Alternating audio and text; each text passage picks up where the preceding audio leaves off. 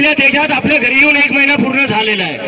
मागच्या 1 महिन्यापासून देशभरात फिरलो आणि मागच्या 16 दिवसापासून आम्ही जंतर मंतरवर बसलेलो आहे.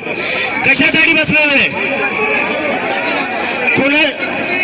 कोणाचे वोट मागायला नाही बसलोय, कोणती पॉलिटिकल रॅली करायला नाही बसलोय. ज्या 20 पेक्षा जास्त मुलांनी आत्महत्या केली आहे त्या मुलांना न्याय भेटला पाहिजे याच्यासाठी बसलेलो आम्ही. आणि त्याच्या बदले आम्हाला काय भेटलं? महाराष्ट्राचे मुख्यमंत्री बनले. हे लोक अराजक आहे, यांना संविधान माहिती नाही. संविधान हातात घेऊन चालतोय आणि सोबतच असणारे मुख्यमंत्री साहेबांना विचारायचंय, सकाळी 5 वाजता संविधानात कुठं लिहिलं होतं की शपथ घेऊ शकता? आणि भाजपचे जे प्रेसिडेंट आहे नितीन नबी, ते थोड्या दिवसाआधी बोलले की जे लोक जंतर मंतरवर आहेत ते कॉकरोच आहेत, ते व्हायरस आहेत आणि व्हायरसचा खात्मा आमचे कार्यकर्ता करतील. ते या देशात जेव्हा जेव्हा मुलं विद्यार्थी परीक्षेचा मुद्दा उठवतात, बेरोजगारीचा मुद्दा उठवतात, त्यांना हे सरकार व्हायरस म्हणून बघती. तर या सरकारला मला फक्त एकच सांगायचं, आम्ही व्हायरस नाही, आम्ही वॅक्सिन आहे. आम्ही वॅक्सिन आहे, आम्ही व्हायरस नाहीये. व्हायरस तुम्ही लोक आहे ज्यांनी पूर्ण कीड लावून ठेवली या देशाच्या एज्युकेशन सिस्टमला. धर्मेंद्र प्रधान ते थोड्या दिवसाआधी बोलले, जे लोक जंतर मंतरवर बसलेले ते ते आतंकवाद्यांची बी टीम आहे.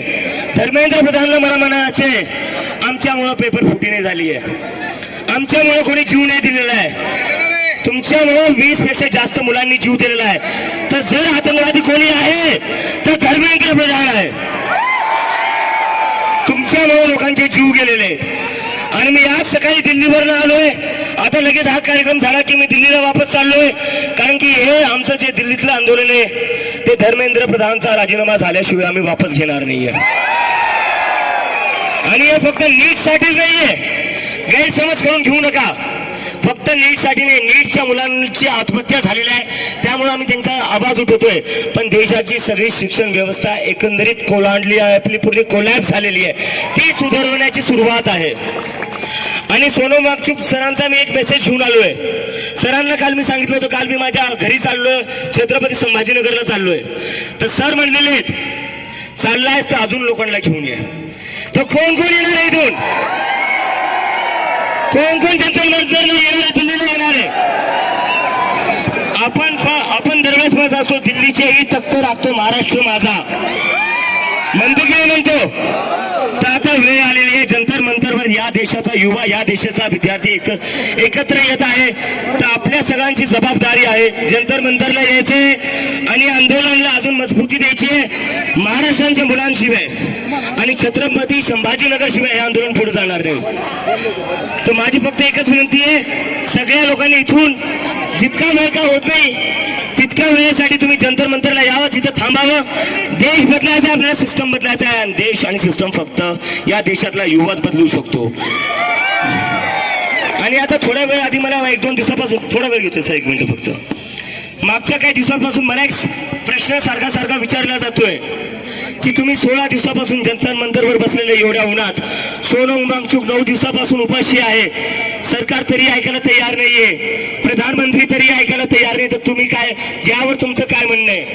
तर माझ्या मनात प्रश्न येतो, जर देशाचे प्रधानमंत्री आपलं नाही ऐकणार तर कोणाचं ऐकणार? डोनाल्ड ट्रम्पचं ऐकणार का? डोनाल्ड ट्रम्प म्हणतो रशियाचं तेल घेऊ नका, प्रधानमंत्री तयार होऊन जातात. डोनाल्ड ट्रम्प म्हणतो टॅरिफ 0 करून टाका, प्रधानमंत्री तयार होऊन जातात. अरे आम्ही काय मागतोय? आम्ही फक्त धर्मेंद्र प्रधानचा राजीनामा मागतोय. जर तुम्ही रशिया युक्रेनचं युद्ध थांबवू शकतात तर पेपर फुटी का नाही थांबवू शकत तुम्ही? जर तुम्ही रशिया युक्रेनचं युद्ध थांबवू शकतात तर धर्मेंद्र प्रधान सारख्या छोट्या मंत्र्याचा राजीनामा का नाही घेऊ शकत तुम्ही? तर हे बोलून मी माझं बोलणं संपवतो. आणि परत एकदा सांगा, कोण कोण जंतर मंतरला येणार आहे? नक्की आले पाहिजे मित्रांनो. छत्रपती संभाजीनगरचा मी आहे. जर तुम्ही इथून सोबत नाही आले तर आपल्या इज्जतीचा प्रश्न आहे आता. तर येसाल ना नक्की?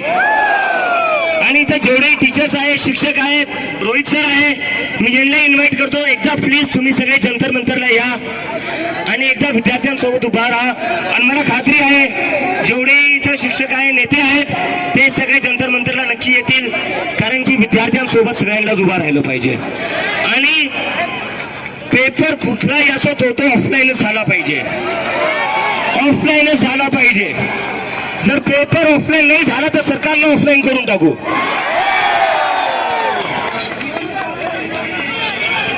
पालक थांब रे, मला माहित आहे तू खाला का, तू कोण आहे काय लय माहित आहे ना. जंतर मंतर येणार का हो मायला, इथे येताना आमची काय झाले मला माहिती आहे.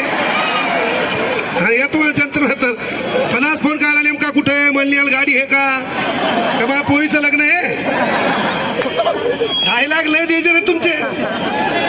पहा या ठिकाणी माजी सैनिक या ठिकाणी उपस्थित आहेत. एकदा सैनिकासाठी देशाच्या जोरदार टाळ्या होऊ द्या.